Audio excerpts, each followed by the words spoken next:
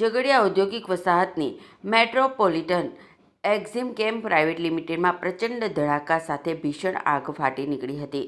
આ દુર્ઘટનામાં કંપનીમાં કામ કરતા 10થી વધુ શ્રમિકો ગંભીર રીતે દાઝ્યા હોવાના પ્રાથમિક અહેવાલો મળી રહ્યા છે, જેના પગલે સમગ્ર ઉદ્યોગ જગતમાં ભયનો માહોલ સર્જાયો હતો.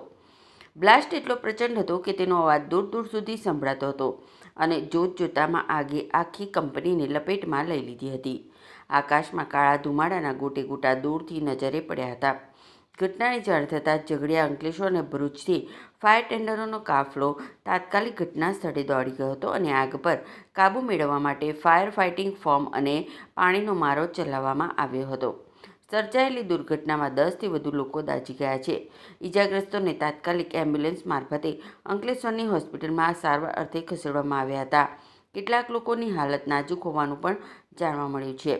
ઘટનાના પગલે ઝઘડિયાના ધારાસભ્ય રીતેશ વસાવા કંપની અને જયાબેન મોદી હોસ્પિટલ ખાતે દોડી આવ્યા હતા અને ઇજાગ્રસ્તો અંગે જાણકારી મેળવી હતી. કંપનીમાં હજુ પણ અન્ય કોઈ શ્રમિકો ફસાયેલા છે કે કેમ તે અંગે તપાસ કરવામાં આવી રહી છે અને Bharuch deputy director industrial safety and health અને પોલીસ દ્વારા પણ તપાસના ચક્રો ગતિમાન કરવામાં આવ્યા છે. ઝઘડિયા જીઆઈડીસી મેટ્રોપોલિટન કંપની અંદર બ્લાસ્ટ થયો છે.